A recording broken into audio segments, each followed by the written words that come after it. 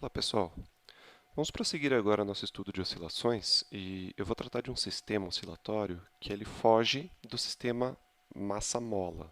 Então eu falei para vocês que o movimento harmônico simples é um caso especial de movimentos oscilatórios em geral. E o que tem de especial no movimento harmônico simples? Ele é causado por uma força elástica. Força elástica é muito comumente associado à mola, mas não precisa ser necessariamente uma mola. O que define uma força como elástica é o fato dela tentar restituir o equilíbrio com uma intensidade proporcional à perturbação, ao deslocamento que foi causado pela perturbação. Em outras palavras,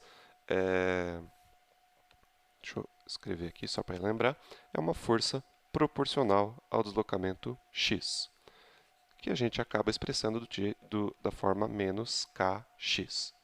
Beleza? Então, quando você tem esse tipo de força de restituição, você tem um movimento harmônico simples.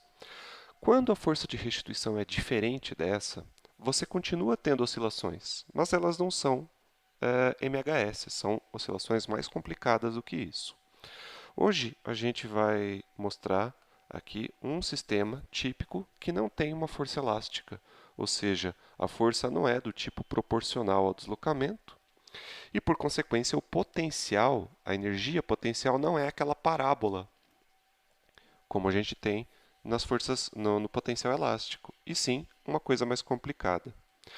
Mas, no entanto, também justifiquei para vocês que, mesmo quando os movimentos harmônicos não são do tipo MHS, eles podem ser considerados como se fosse, desde que a amplitude do movimento não seja demasiadamente grande.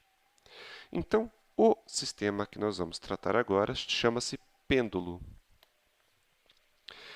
E a gente vai falar de início de um pêndulo diferente, é uma idealização de um pêndulo, que a gente chama de pêndulo ideal. A gente vai descartar aqui algumas características e vamos focar em um pêndulo que não existe. Toda vez que vocês virem essa palavra aqui na física, ideal, seja fluido ideal, gás ideal, pêndulo ideal, são sistemas que não existem, mas que guardam alguma correlação com a realidade que você consiga aproveitar. Então, o que é um pêndulo ideal? É uma massa pontual. Então, vamos lá. Você tem um ponto aqui, é uma massa que é um ponto. Eu vou representar como uma bolinha, mas vocês têm que lembrar que ponto não tem tamanho. Só que se eu fizer só um pontinho vermelho, vocês não vão enxergar. Então, eu vou representar como uma bolinha.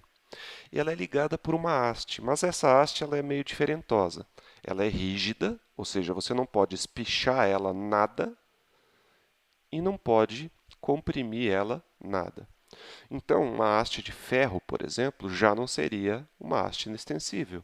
Apesar de você ter ela praticamente inextensível, todos os materiais sólidos têm algum módulo de Young, alguma possibilidade de ser deformada. Então, imagina que essa haste ela é um corpo rígido, perfeito.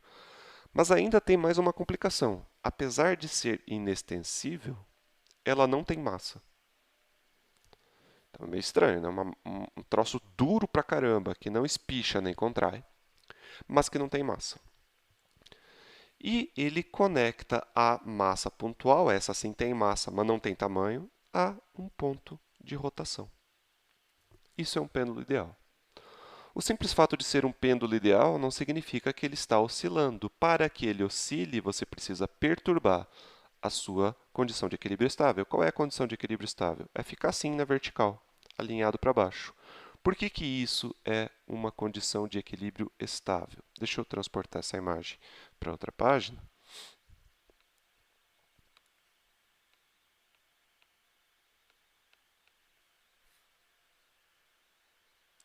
Vamos pensar nas forças que agem aqui sobre esse sistema. Você vai ter só sobre a massa vermelhinha, porque a haste não tem massa, ela é de massa desprezível. Você vai ter duas forças, né?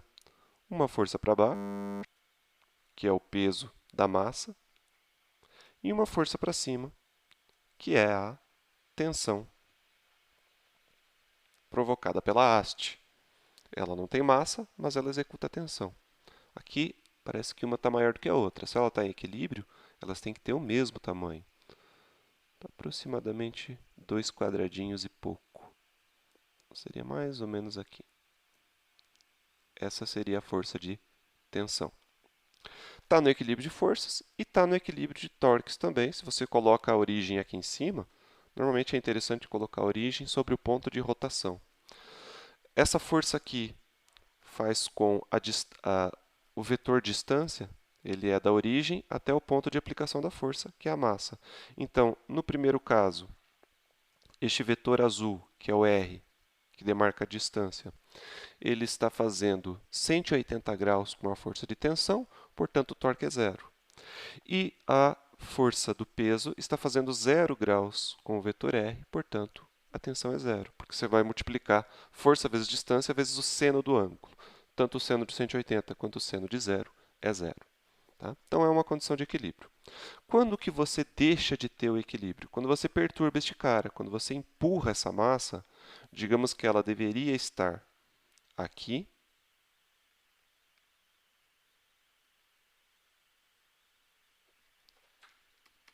Deixa eu fazer um cortezinho no vídeo enquanto eu desenho. Então, ela deveria estar, caso estivesse na sua condição de equilíbrio, nessa situação onde eu pontilhei aqui. Mas ela foi perturbada. Digamos que alguma força empurrou ela para o lado. Então, ela vai descrever um certo ângulo aqui com a sua posição de equilíbrio. E com isso, ela vai ganhar uma certa alturinha vertical, um Hzinho, em relação à sua posição de equilíbrio, que era a mais baixa que tinha. Lembra que eu conversei com vocês sobre o fato da natureza buscar sempre o equilíbrio na situação em que a energia potencial é mais baixa possível? Então, o ponto de equilíbrio aqui coincide justamente com a situação em que a massa vermelhinha está com a menor altura de todas. Se você chamar que essa altura é a altura zero, você pode definir o referencial aonde você quiser. Então, essa é a altura H. Tudo bem? A gente chama o comprimento do pêndulo como sendo o comprimento da haste somente. Por quê? Porque apesar de eu ter desenhado uma bolinha aqui, é só para a gente conseguir enxergar, porque ela não tem tamanho. Então, o comprimento do pêndulo é o comprimento da haste. Então, o mesmo comprimento L que eu tenho de um lado, eu tenho do outro, porque é a mesma haste. Tá?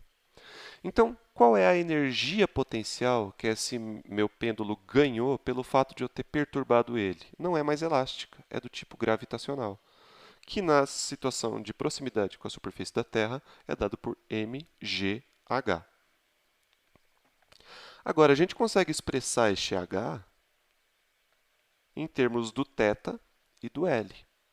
Como que a gente faz isso? Ora, se você traça aqui um triângulo retângulo, você tem que só este pedaço aqui, ó, deixa eu apagar o L um pouquinho por um instante.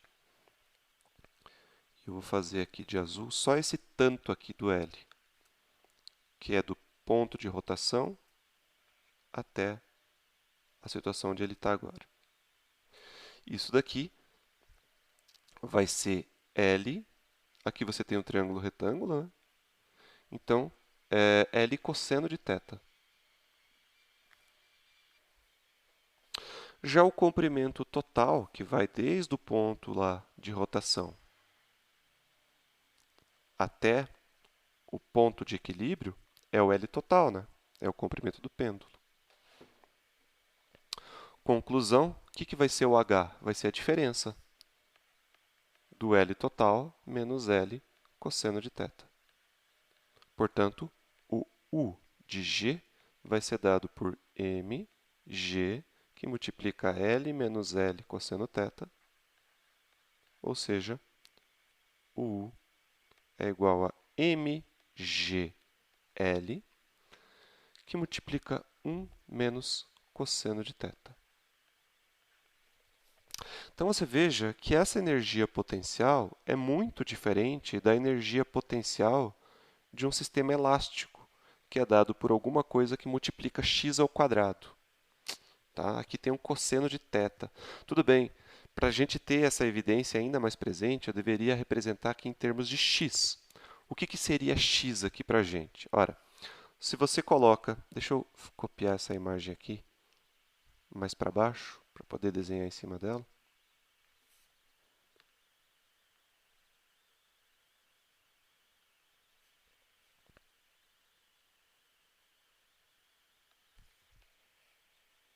É a mesma imagem, só passei aqui para baixo.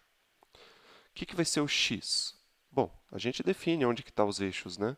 Mas eu posso definir o eixo x como um eixo aqui de posições na horizontal, um pouquinho para baixo, que demarcam as posições da massa. Então, este é o eixo x. Essa posição de equilíbrio eu defino como sendo x igual a zero, e essa posição de equilíbrio é um valor de x arbitrário. O que vai acontecer com esse pêndulo? Ele vai ficar oscilando, balangando de um lado para o outro. Portanto, o valor de x vai ficar variando, como se fosse um sistema, como se fosse, não, ele é um sistema oscilatório. Então você poderia pensar, será que é equivalente a uma massa que fica andando aqui em cima? É muito próximo, mas não é exato. Então, para mostrar que não é exato, eu vou aqui expressar essa equação aqui em termos de x. O que é θ, afinal de contas? Melhor, o que é o cosseno de θ? Ou melhor, o que é o seno de θ? Mais fácil. Na figura aqui, seno de θ é o valor de x que está sendo ocupado pela massa, dividido por L. Ah, mas a expressão de energia potencial não está em termos de seno, e sim cosseno. Como é que você consegue, então, definir o cosseno de θ? Deixa eu copiar isso e passar para outra página.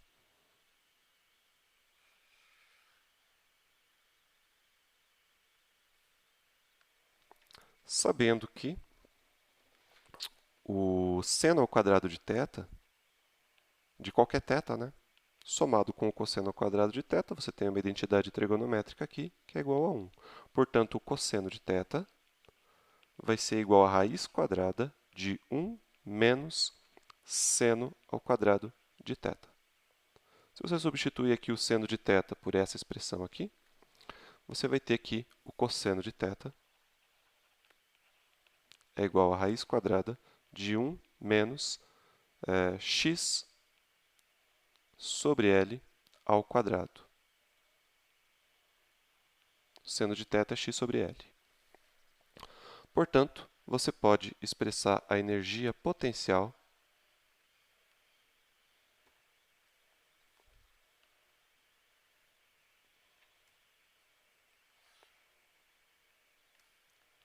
U por mgl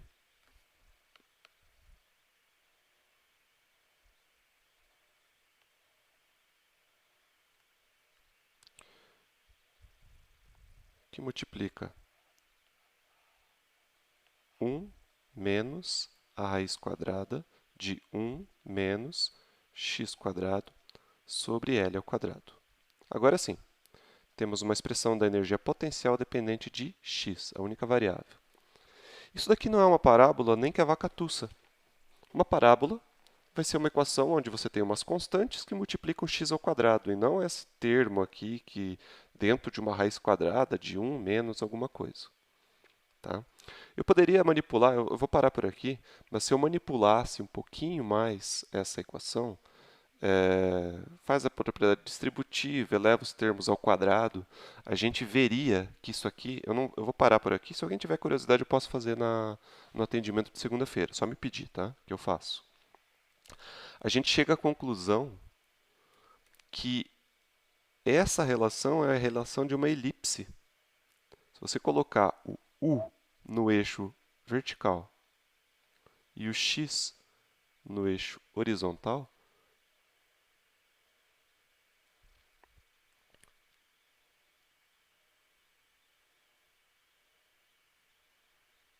é isso, cada valor de x tem dois valores de u. Mas ela só pega a parte de cima. Então, é como se você tivesse uma elipse assim, Talvez isso aqui não seja muito óbvio para vocês, tá? E não é mesmo, porque a equação não foi trabalhada ainda a ponto de poder ser uma equação de elipse, mas ela é. É só manipular ela matematicamente. Então, ela seria como se fosse uma fatia, uma parte de baixo de uma elipse. Ela tem um ponto de mínimo, como todo ponto de equilíbrio estável deve ter. Eu vou cortar aqui só para poder fazer o desenho certinho. Então, imagine que isso aqui é a parte de baixo de uma elipse, que se você continuasse, ela faria alguma coisa idêntica aqui em cima, tá? Mas não tem significado aqui. Então, essa parte azul aqui, ela não vai existir, ela só vai existir a parte de baixo. Então, isso aqui não é uma parábola, apesar de ter uma concavidade, né, como a parábola também tem. Se a gente desenhasse uma parábola, a gente teria alguma coisa assim, né? Depende da abertura da parábola, poderia até ser mais aberta, mas a parábola também tem um ponto de mínimo. Qual que é a diferença principal? A parábola só vai aumentando, né? Já a elipse começa a diminuir. Mas, para eu ter uma oscilação, tudo que eu preciso ter é um ponto de mínimo, e isso eu tenho. O ponto de mínimo da energia potencial significa um ponto de equilíbrio estável. Se eu perturbo o ponto de equilíbrio estável, eu gero uma oscilação. Tá? Por que eu sei que é uma elipse? Veja, quando x igual a zero, tá?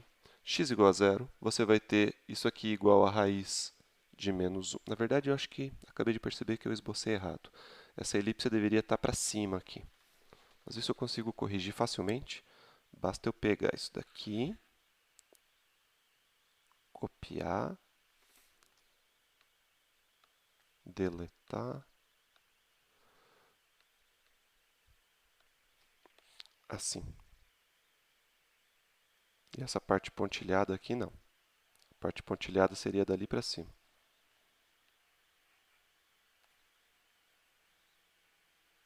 É uma elipse que é jogada para cima, né?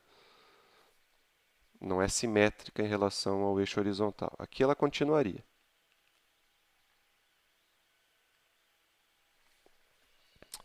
Então, quando x vale zero, você vai ter raiz quadrada de 1, que é 1. 1 menos 1 dá zero. Então, em x igual a zero, a energia potencial é nula, nesse nosso referencial que a gente escolheu. À medida que x vai ficando cada vez maior, o que vai acontecer? Você vai diminuir o que está aqui dentro, mas aqui eu estou subtraindo, então quanto menor for o que está aqui dentro, maior vai ser a energia potencial, até que x valha L. Quando x valer L ou menos L, tanto faz, o que vai acontecer? Você vai ter L ao quadrado dividido por L ao quadrado, que dá 1. 1 menos 1 dá 0. 1 menos 0 dá 1. Então, você vai ter a energia potencial máxima, que é mgl. Que situações são essas? Olhando para o pêndulo. Seria essa situação aqui, ó, onde você teria a situação hipotética de equilíbrio traçada aqui.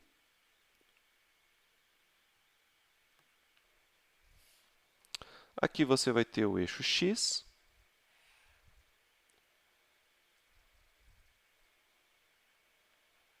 E quando x vale L, aqui eu coloquei 5 quadradinhos, tá? Então, se você coloca 5 quadradinhos para o lado, esse é o valor de L. Portanto, 5 quadradinhos para o lado, 1, 2, 3, 4, 5, seria aqui. X igual a L. A massa ela não vai estar aqui, né? Se isso aqui for um pêndulo, porque a haste é inextensível. O que vai acontecer com a massa? Ela vai estar aqui em cima. Então, a haste vai estar fazendo 90 graus com a sua posição quando ela estava em equilíbrio. E essa vai ser o maior valor possível para x. Porque se eu continuar aumentando o ângulo, o que vai acontecer com x? Ele vai começar a diminuir, porque ele vai começar a ter posições agora aqui assim, ó, com x menor. Então, o maior valor de energia potencial vai acontecer aqui. Tudo bem? Por isso que eu tenho essa parte de cima da elipse. Essa parte aqui. Eu acho que eu vou copiar isso daqui para uma outra página, para a gente continuar a discussão, que está muito poluído aqui.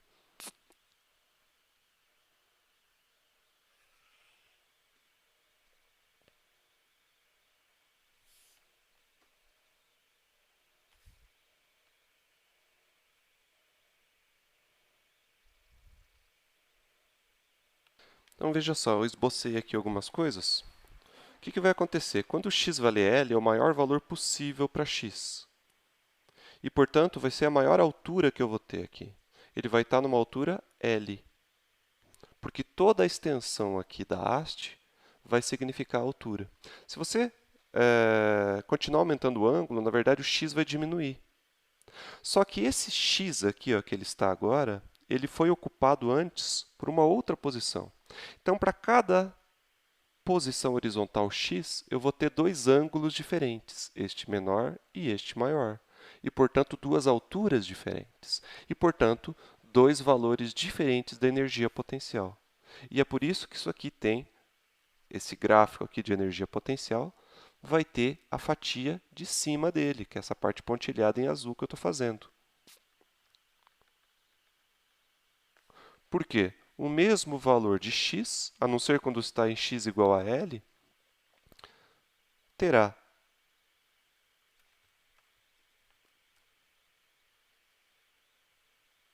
uma energia potencial menor e uma maior, pelas duas posições que ele ocupa para um mesmo valor de x. Inclusive, x igual a zero. Ele vai ter o valor de mgl ou 2mgl, né? Não, desculpa, 0 ou 2mgl. Porque quando você faz a volta aqui em cima, como isso aqui é simétrico, deixa eu esticar o eixo lá para cima.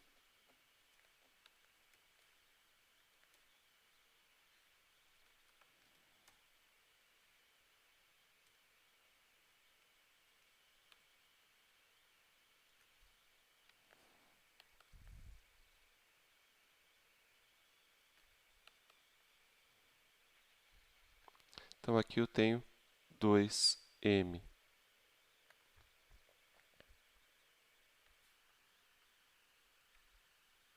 GL. Por que esse 2? Porque ele está 2 L's para cima. Seria essa situação aqui no pêndulo que eu vou esboçar para vocês. Quando ele está lá em cima, a 180 graus, você vai ter um L aqui e mais um L aqui. Então, vai ser 2 L's. Então, para x igual a zero, ele vai ter duas possibilidades de energia potencial. Nula, que é aqui embaixo, ou 2 vezes mgl, que é lá em cima. Então, para cada valor de posição, você vai ter duas possibilidades de energia potencial. Tá? E você vai ter um valor máximo para a posição, que é o L. Ele não consegue vir nessa região aqui do gráfico. Ele só consegue vir até aqui. Então, isso daqui não é uma parábola. Bom, espero que tenham convencido vocês que esse gráfico ele tem uma concavidade, ele tem um fundo. Se ele tem um fundo, ele tem um ponto de energia, um ponto de equilíbrio estático. Estável, não estático, e se perturbado gera oscilações. Mas essas oscilações não são MHS, porque para ser MHS você deveria ter uma parábola. Quando a gente faz a parábola que mais se aproxima dessa elipse, é uma parábola um pouco aberta, assim, ó.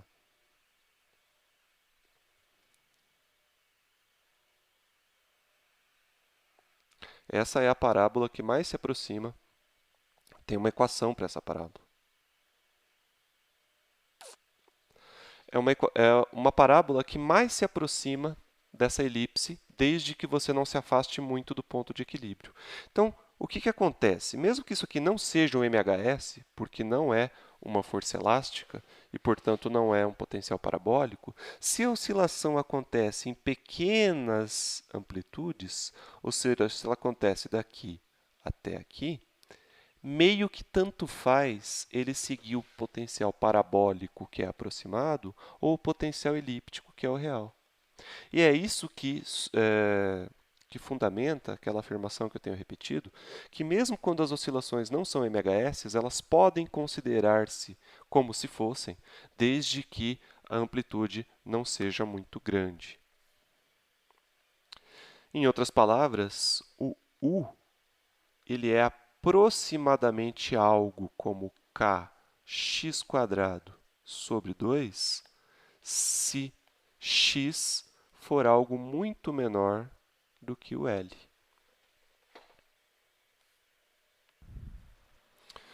O que eu quero dizer com isso é o seguinte: você tem o pêndulo na sua posição de equilíbrio, aqui. Se você perturba ele, mas não perturba muito, você só faz isso daqui com ele, você vai causar um deslocamento x. Uma amplitude A, na verdade, mas todos os valores de x ficarão menores do que esse deslocamento inicial, no máximo iguais. Se esse x for bem menor do que o tamanho do pêndulo, que é L, apesar desse movimento não ser um movimento harmônico simples, ele pode se considerar como se fosse. Ou, se você preferir, você pode pensar que este ângulo θ é próximo a zero. Esse ângulo não é muito grande. E por que isso aqui vira isso? Por que essa equação complexa aqui, quer dizer, não é tão complexa assim, mas é um pouco feia, se transforma em algo tão mais simples?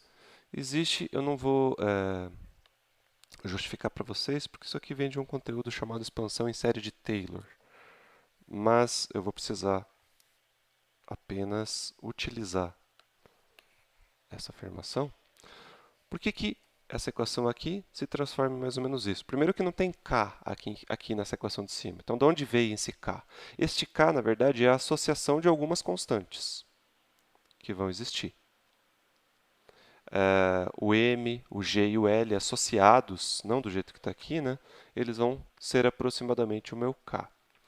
Existem algumas aproximações na matemática. Uma delas é essa daqui. Quando você tem 1 mais um termo epsilon elevado a um expoente n, mas esse epsilon aqui é um número, é um valor. Ele é muito menor do que 1, digamos que você tenha 1 e o outro valor seja 0,03. E você leva isso aqui a n, isso daqui pode ser aproximado, e você pode fazer na calculadora, se você duvidar de mim, aproximado a 1 mais n vezes epsilon. Isso só é possível se epsilon for muito menor do que 1. Quando a gente assume que x é muito menor do que L, o que vai acontecer? É como se esse termo aqui fosse o nosso epsilon. Porque isso aqui vai ser muito menor do que 1. E uma raiz quadrada é uma potência onde n é igual a 0,5. Portanto, a raiz quadrada de 1 menos x sobre L ao quadrado vai ser aproximadamente 1 menos 0,5, que multiplica x² sobre L ao quadrado. Se x for muito menor do que L. Então, isso aqui é uma propriedade, tá? Não justifiquei para vocês, eu estou só utilizando. Então, por que esse 0,5? Porque é o expoente aqui da raiz quadrada, é como se fosse um n igual a 1 sobre 2. Então, 0,5 caiu aqui na frente. Se você substitui, então, agora essa raiz quadrada por esse termo aqui aproximado, que é o caso onde eu tenho pequenas oscilações, se você joga ele aqui, o u agora vai ser um u aproximado. O u vai ser aproximadamente igual, repete, m vezes g vezes L,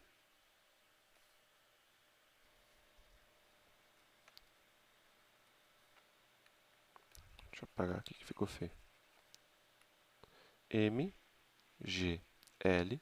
que multiplica 1 menos. Abre outro parênteses, em vez da raiz quadrada, escreve todo esse trambolinho aqui, ó. 1 menos de novo, 0,5, mais um parênteses. Aqui não precisa abrir parênteses, posso escrever já a fração. x² sobre L ao quadrado. Fecha um, fecha outro. O que vai acontecer aqui? Esse 1 subtrai do 1, vai sumir o 1. E esse menos com este menos vai dar mais. Então, vai dar mgl positivo, que multiplica 0,5, que é 1 sobre 2, né? Vamos deixar 1 sobre 2 aqui já para não complicar, em vez de 0,5. Então, este 2 vai cair aqui na frente. X² sobre L ao quadrado. Corta este L com este L ao quadrado. Portanto, deixa eu dividir a tela aqui.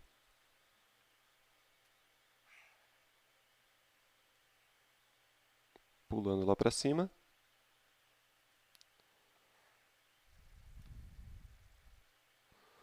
Você vai ter um U de pêndulo, uma energia potencial gravitacional do pêndulo, dado aproximadamente por mg sobre L, que multiplica x² sobre 2. É isso? Isso.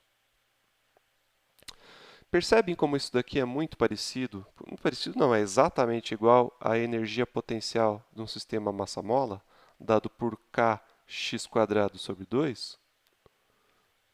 É exatamente a mesma coisa. O que muda? Tudo isso daqui é o meu K. Então, o K da mola, que tem um significado bem concreto, que é a rigidez da mola, no caso do pêndulo, é uma associação de constantes. Tem um significado um pouco mais abstrato. Mas é todo mundo que multiplica o x² sobre 2. Tudo bem? Então, como que se dá o período, melhor, a frequência angular do sistema massa-mola não é dado por raiz quadrada de K sobre M? Sendo assim, você pode fazer para o pêndulo ideal, né? A mesma equação. Só que, em vez de K, você usa o mg sobre L. Então, o ômega é dado por raiz quadrada de mg sobre L sobre m. O que vai acontecer com m? Se cancela. Portanto, o ômega é dado por raiz quadrada de g sobre L.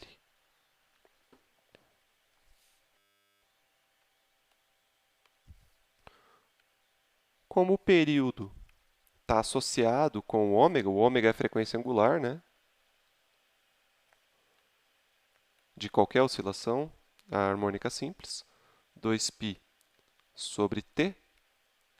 Consequentemente, o t, no caso do pêndulo, vai ser dado por 2π raiz quadrada de L sobre g. Perceba que o período do pêndulo não depende da massa pendurada nele, do pêndulo ideal, né? Então, não importa se eu pendure uma massa de 1 tonelada ou de 1 grama. Desde que você tenha pequenas oscilações, a única coisa que vai influenciar no comprimento do pêndulo do período do pêndulo é o comprimento dele. Então, não importa se eu coloque aqui uma massa gigantesca ou se eu coloque uma massa menorzinha. Se o comprimento é o mesmo, é o L, você vai ter o mesmo período de oscilação. Na verdade, é algo que eu já venho insistindo com vocês. Todo o movimento, não só orbital, onde a única força atuante externa é a força gravitacional, e o pêndulo é um desses casos, a massa de quem se movimenta não influencia nenhum tipo de resultado do movimento. Então, a gente viu isso, por exemplo, das órbitas, né? A massa de quem está em órbita, ele não é uma variável importante para calcular o período, por exemplo, orbital, ou a velocidade orbital. Só a massa de quem causa o movimento. Neste caso, quem causa o movimento é a força gravitacional, então vai ser importante o G, mas não essa massa aqui, mzinho. Beleza? Então, essa daqui é a equação-chave da aula de hoje para o pêndulo ideal, que é aquele onde a massa é pontual e a haste é rígida e de massa desprezível. Existe uma outra forma de chegar aqui, tá? Na verdade, não é essa que eu fiz. Se você for procurando livro, qualquer livro de física básica, não faz esse caminho que eu fiz através de energia potencial. O que se faz é um outro caminho, que é através da equação do movimento. Então, o que você tem normalmente é o seguinte, ó, você tem o pêndulo fora da sua posição de equilíbrio, aqui oscilando. Aqui seria a posição de equilíbrio dele. E você calcula o torque que a força-peso exerce. Aqui você tem um ângulo θ, certo? Aqui é o ponto de rotação, a gente pode colocar a origem aqui em cima. E as forças que agem sobre a massa serão o peso para baixo e a tensão. E a tensão vai estar ao longo do cabo, né? Ao longo da haste.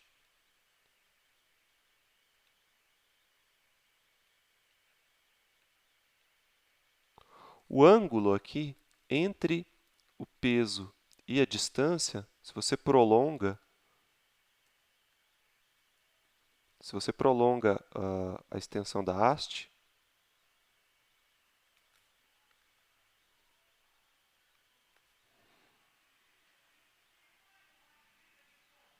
este ângulo aqui é o mesmo θ que eu tenho lá em cima.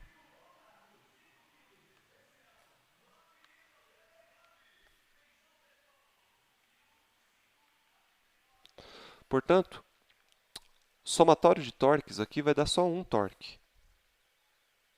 E não vai ser zero. Por que não vai ser zero? Porque isso aqui não está em equilíbrio. Eu tirei ele do equilíbrio. Ele estaria em equilíbrio se estivesse aqui embaixo. Aqui é uma posição de equilíbrio. Aqui, do jeito que eu analisei as forças, ele não está em equilíbrio, porque se eu soltar ele, ele vai começar a balangar de um lado para o outro.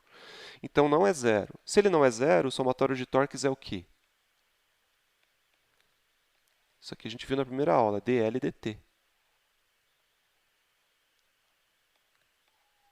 Onde o L, nos sistemas em rotação,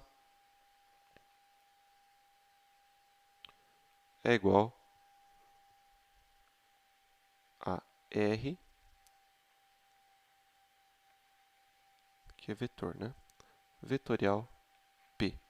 P não é pressão, tá? É quantidade de momento linear. Isso aqui vocês já viram em Física 1, talvez não estejam lembrados, tá? Como que você transforma esse R vetorial P aqui em uma coisa mais palatável? O módulo, se eu me preocupar só com o valor de L, não com direção e sentido, aqui eu já sei que ele está no plano, então o L vai estar entrando ou saindo da página. E o módulo dele vai ser o valor da distância, o R aqui vai ser o L, né? Porque é a distância da origem até a massa, que é o próprio comprimento do pêndulo. O P vai ser m vezes v. E como é um produto vetorial, você multiplica pelo seno do ângulo entre os dois, que é seno de θ.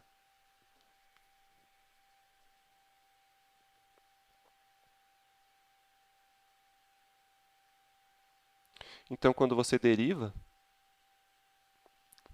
melhor, antes de derivar aqui, você pode transformar isso daqui em ângulo, para não ter que ficar lidando com esse v aqui, e depois com esse θ, deixa tudo em variáveis angulares. O que vai ser a velocidade tangencial? Vai ser a velocidade angular vezes r, né? r, θ ponto.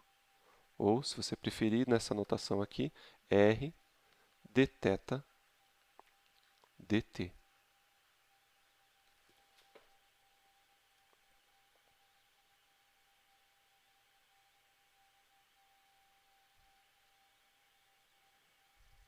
Lembra disso, né? Velocidade tangencial, velocidade angular. Esse r aqui, na verdade, é o L, né?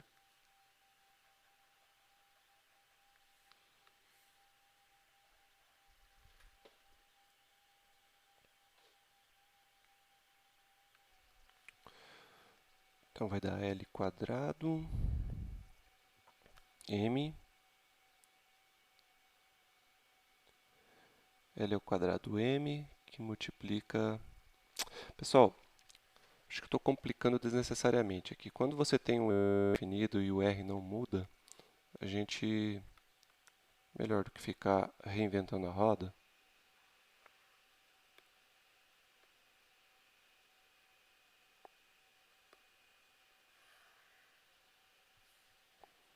vamos fazer de uma forma mais simples.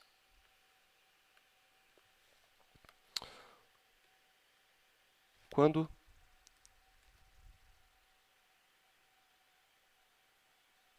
R é constante, ou seja, você não tem uma mudança do vetor radial com o tempo, e aqui é um desses casos, porque o valor de R é igual a L, você pode falar que é somatório de torques é igual a momento de inércia vezes a segunda derivada de θ em relação ao tempo.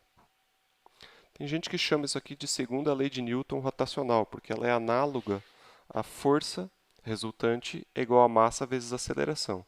Só que aqui, em vez de força resultante, eu tenho torque resultante. Ao invés da massa, eu tenho momento de inércia, ou inércia rotacional, se você preferir, que é o I. O I tem a ver com a distribuição da massa em torno do eixo de rotação. Tá? Ela vai dar a dificuldade de você girar alguma coisa, vocês viram isso lá em Física 1. E isso daqui, a segunda derivada do ângulo com o tempo, é uma aceleração, mas é a aceleração do ângulo, chamado de aceleração angular. Tem gente que chama isso aqui de alfa. Então, o análogo de m vezes a é o I vezes alfa. Tá? Onde, para uma partícula,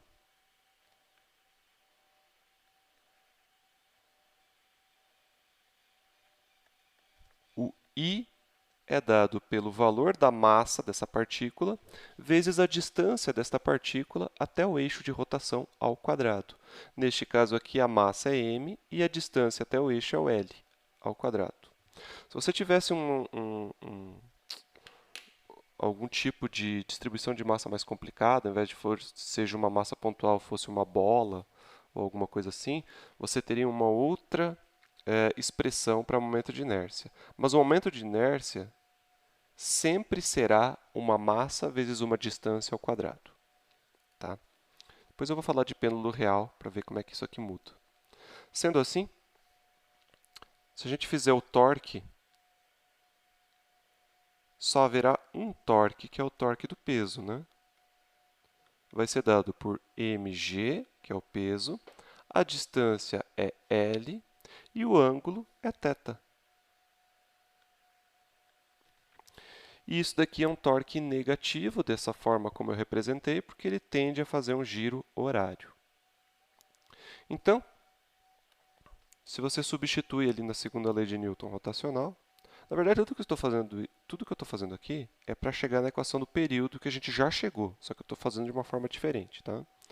Então, menos mgl seno de θ é igual a I, que é ml ao quadrado, vezes a segunda derivada. Eu não sei se vocês estão acostumados com essa notação de derivada. Ao invés de usar x', a gente usa dx dt. Porque quando a gente tem mais de uma derivada, derivada de mais de uma variável, você tem que explicitar em termos de qual variável você está derivando. Tá? Então, acostumem-se a isso. Se vocês já não estão vendo em cálculo, vocês vão começar a ver em breve. Parece uma fração, tá? Mas não é uma fração, é uma derivada. Você está derivando a função de cima em relação à variável que está embaixo. Então, é dθ dt quadrado. Isso aqui é como se fosse o θ linha, ou seja, a segunda derivada de θ. A massa se cancela, como eu já vinha falando. A massa de quem está se movimentando nunca influencia no movimento, desde que a única força existente seja a força gravitacional. O L cancela com este L ao quadrado, e você consegue expressar isso como sendo um d quadrado θ dt quadrado mais mg seno de θ igual a zero. Isso aqui é uma equação diferencial ordinária, mas ela não é linear. O que significa ser linear? Você tem que ter só combinações lineares das derivadas aqui. Derivada terceira, derivada segunda, derivada primeira e derivada zero. O que é uma combinação linear? É uma soma de multiplicações. Por exemplo, uma constante a que multiplica a segunda derivada, mais uma constante b que multiplica a primeira derivada, mais uma constante c que multiplica a derivada zero, que é a própria função, mais uma constante d, isso aqui igual a zero. Isso aqui é uma combinação linear de derivadas. Isso aqui estabelece uma equação diferencial ordinária linear. Quando você não tem isso, por exemplo, se você tivesse um dos termos elevado ao quadrado, você tem uma equação diferencial não linear. Ou alguma coisa aqui dentro de outra função, que é o caso aqui lá de cima, se eu tivesse seno de θ. Isso aqui é uma coisa não linear. E não existe método padronizado para resolver equações diferenciais não lineares. Muitas equações diferenciais não lineares nem têm solução. Você consegue só resolver o movimento fazendo simulação computacional. E o pêndulo tem uma solução, sim, mas ela é bem complexa. Então, o que a gente tem que fazer? A gente tem que fazer uma aproximação em que essa equação aqui, que ela é não linear, se torne aproximadamente linear. Felizmente, a função seno tem uma aproximação. O seno do ângulo θ, ele é aproximadamente igual ao próprio ângulo θ, se o ângulo θ for muito pequenininho. Se você duvidar de mim, você pode fazer na tua calculadora. Aí. Põe a calculadora em radianos, tá? E faça o seno de um número muito pequeno. Faça o seno de 0,05. Faz na calculadora, com ela em radianos, tá? Seno de 0,05 dá 0,049979. Tá? Então, para ângulos muito pequenos, o seno do ângulo é igual ao próprio ângulo. E isso começa a ficar cada vez mais diferente quanto maior for o ângulo. Então, faça, por exemplo, experimente fazer o seno de 0,8. Vai dar 0,7. Então, começa a ficar diferente. Então, isso aqui só é válido para as aproximações de pequenas perturbações, que é a mesma aproximação que nós fizemos para encontrar a equação de energia potencial do pêndulo quando eu estou fazendo pequenas oscilações. Então, nessa condição aqui, graficamente, se você pega a função seno, faz o gráfico de uma função seno,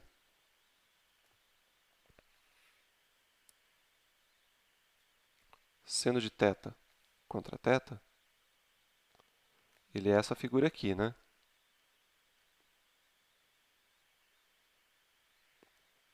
Estou fazendo um esboço bem tosco, tá? Falar que seno de θ é aproximadamente θ é o mesmo que você focar só nessa parte do gráfico aqui, ó, para ângulos pequenos. E mais do que isso, aproximar essa curvinha que eu tenho aqui por uma retinha. Então, isso aqui a gente chama de linearização na física, ou aproximação linear. Você assume que uma curva, quando olhada bem de perto, é uma reta. Então, essa curva, ela nessa região é uma reta do tipo seno de θ igual a θ. Tá? Então, nessa situação, acaba que você tem que d quadrado... Opa, está muito grande a linha.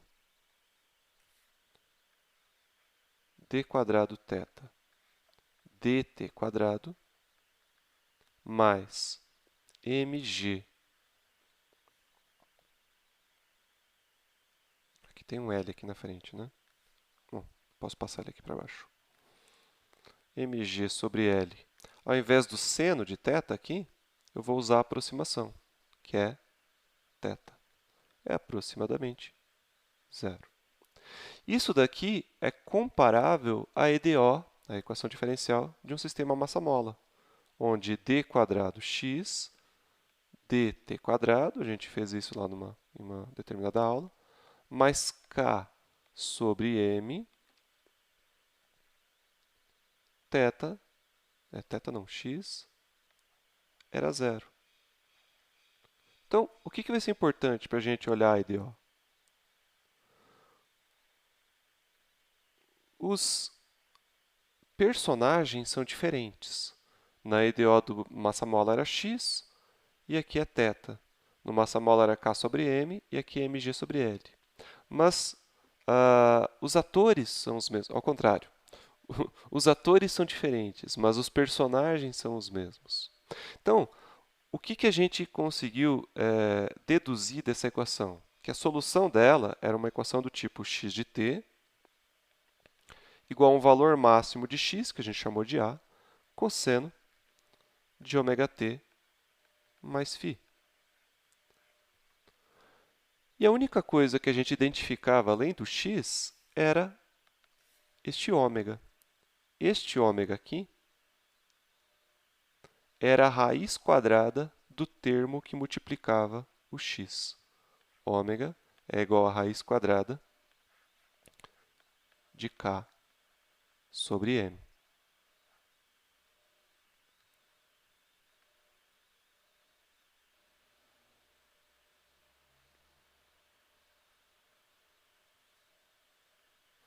E agora, para o pêndulo, você tem uma analogia. Aqui eu vi que sobrou um m, tá, gente? Isso aqui está errado. Esse m aqui não existe. Por que ele não existe? Vamos ver onde que eu me equivoquei. Está aqui, ó.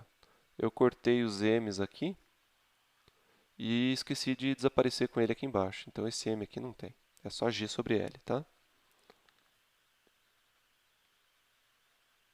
G sobre l. Sendo assim, para essa equação diferencial, os personagens são os mesmos, só muda o ator. Então, você não vai precisar resolver ela de novo. Você pode imitar a solução. Se eu troquei x por θ, a solução não é x de t, é θ de t. Θ de t é igual a um valor máximo. Posso chamar de A, mas normalmente a gente chama de θm, m de máximo, tá? Que é a amplitude, é o maior valor de θ, que multiplica o cosseno de ômega-t mais φ. Onde quem é ômega agora? É quem está multiplicando o θ. Antes era k sobre m, agora é g sobre l.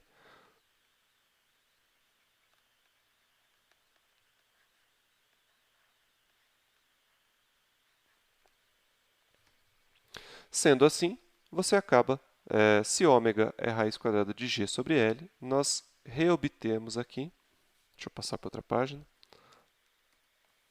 a relação que eu já tinha encontrado, que diz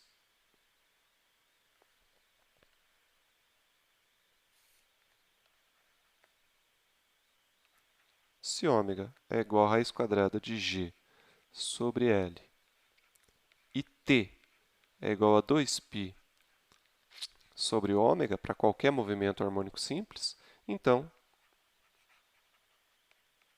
t é igual a 2π raiz quadrada de L sobre G. Beleza?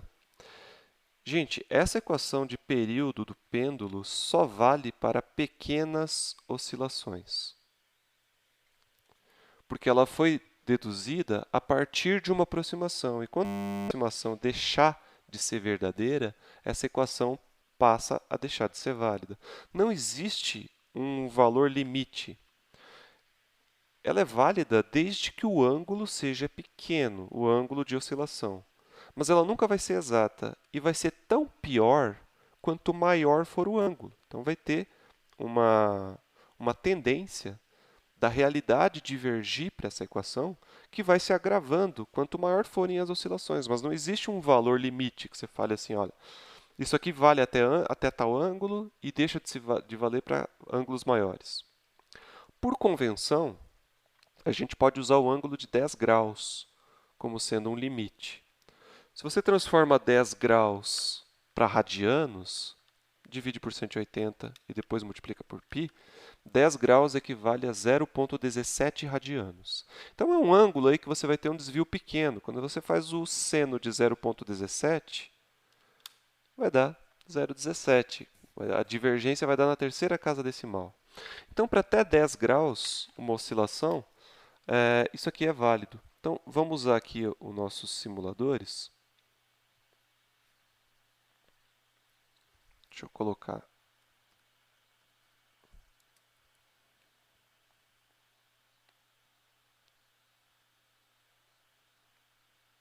no pêndulo.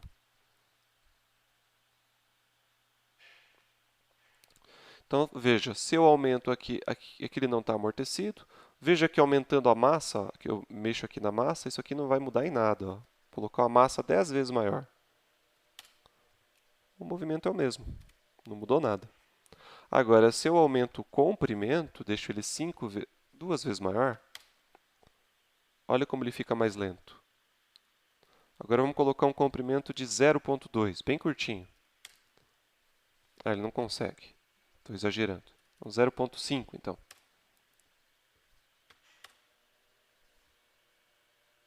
Não está indo. Por que não está indo?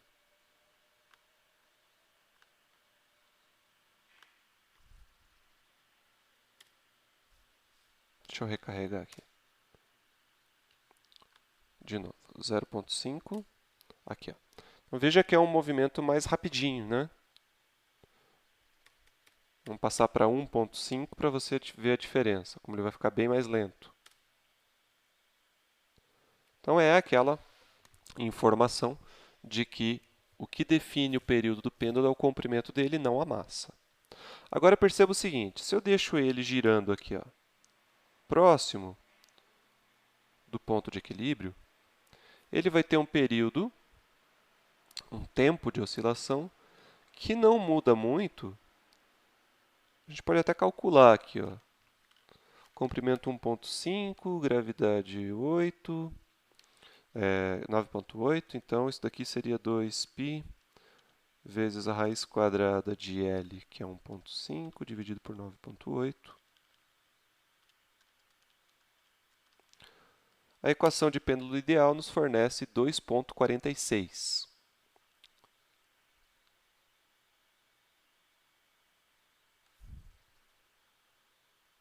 Então, se a gente cronometra aqui eu não tenho cronômetro, mas deve dar em torno disso.